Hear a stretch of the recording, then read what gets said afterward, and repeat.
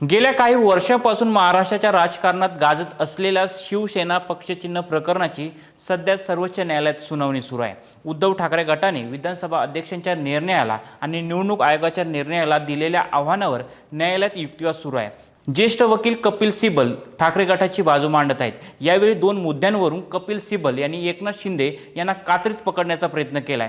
त्यामुळे या प्रकरणाला आता वेगळं वळण मिळालं आहे। कोर्टात नेमकं काय घडले बघूया या व्हिडिओच्या माध्यमातून। नमस्कार, मी हरिचंद्र पवार, तुम्ही पाहतात सकाळ। शिवसेना पक्षचिन्ह प्रकरणाची सुनावणी सरन्यायाधीश सूर्यकांत, न्यायमूर्ती जयमाल्य बागची आणि न्यायमूर्ती व्ही मोहना यांच्या खंडपीठासमोर सुरू आहे। एकनाथ शिंदे गटाच्या आमदारांना अपात्र ठरवण्यास विधानसभा अध्यक्षांनी नकार दिला होता। या निर्णयाविरोधात ठाकरे गटाने सर्वोच्च न्यायालयात धाव घेतली होती। निवडणूक आयोगाने एकनाथ शिंदे गटालाच अधिकृत शिवसेना मानून पक्षाचं धनुष्यबाण चिन्ह दिलं होतं। या निर्णयालाही ठाकरे गटाने न्यायालयात आव्हान दिलं आहे। त्यामुळे आजच्या सुनावणीत दोन्ही मुद्दे महत्त्वाचे ठरले। एकतर ठाकरे गटाचे ज्येष्ठ वकील कपिल सिब्बल यांनी युक्तिवाद करताना निवडणूक आयोगाच्या अधिकारांवरच प्रश्न उपस्थित केला। तसेच आमदारांनी स्वतंत्र बैठक घेणे म्हणजे थेट राजकीय पक्षात फूट पडली असा निष्कर्ष काढता येणार नाही असं त्यांनी स्पष्ट केलं। यासाठी त्यांनी 21 जूनचं पत्र आणि आमदारांच्या स्वतंत्र बैठका या विधिमंडळातील घडामोडी होत्या हे त्यांनी सिद्ध केलं।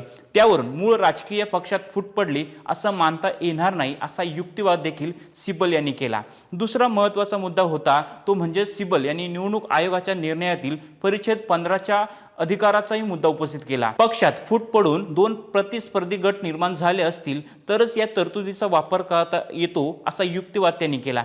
यावरून कपिल सिब्बल यांनी न्यायालयासमोर निवडणूक आयोगाच्या 2023च्या मधील निर्णयाचा आधार घेत महत्त्वाचे सवाल उपस्थित केले। शिवसेनेत फूट पडली असा निष्कर्ष आयोगाने नेमका कसा काढला हा त्यांचा युक्तिवादाचा केंद्रबिंदू होता। सिब्बल यांनी घटनाक्रमातील महत्त्वाच्या तारखांची माहिती न्यायालयासमोर मांडल्यानंतर आता मुख्य कायदेशीर मुद्द्यांकडे वळत असल्याचं त्यांनी सांगितलं। या प्रकरणात गंभीर घटनात्मक आणि कायदेशीर प्रश्न असल्याचे त्यांनी यावेळी नमूद केलं। दरम्यान सर्वोच्च न्यायालयाच्या या प्रकरणातील निर्णय केवळ ठाकरे आणि शिंदे गटासाठीच नव्हे तर पक्षांतर्गत कायदा, पक्षातील फूट आणि निवडणूक आयोगाच्या अधिकारांच्या दृष्टीने महत्त्वाचा ठरण्याची शक्यता आहे। सुनावणी दरम्यान सिब्बल यांनी संविधानातील कलम 19A(c) चा आधार घेत पक्षाच्या अंतर्गत कारभाराबाबत आपली बाजू मांडली। संघटना स्थापन करण्याच्या स्वातंत्र्यावर निर्बंध घालण्यासाठी संविधानात ठराविक आधार दिले आहेत। अशा परिच्छेदातील एखाद्या राजकीय पक्षाला विशिष्ट पद्धतीने अंतर्गत निवडणूक घेण्याची सक्ती करणे योग्य ठरेल का असा सवाल देखील त्यांनी उपस्थित केला।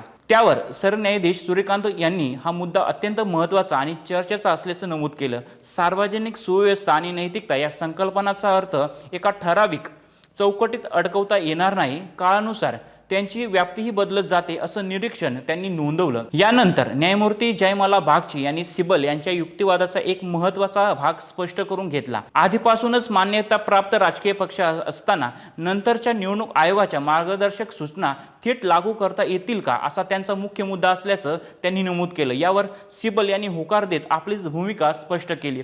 पक्षाच्या प्रमुख पदाधिकाऱ्यांची माहिती आधीच निवडणूक आयोगाकडे देण्यात आली होती असंही त्यांनी सांगितलं। तसेच लोकप्रतिनिधी कायद्याच्या कलम 29A मध्ये पक्षाच्या घटनेत बदल केल्यानंतर प्रत्येक सुधारित प्रत आयोगाकडे देणं बंधनकारक असल्याचं कुठं नमूद आहे का असा सवाल देखील त्यांनी उपस्थित केला।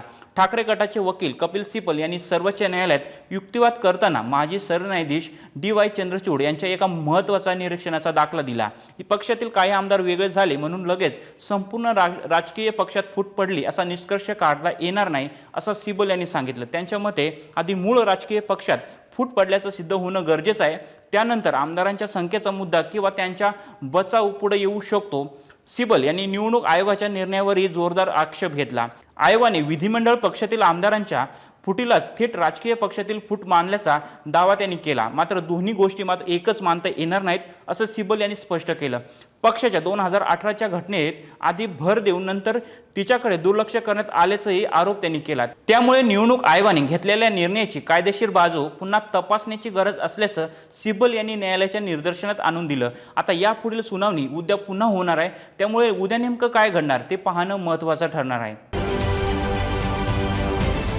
महाराष्ट्रातील सर्व बातम्यांचे विश्वासार्ह व्यासपीठ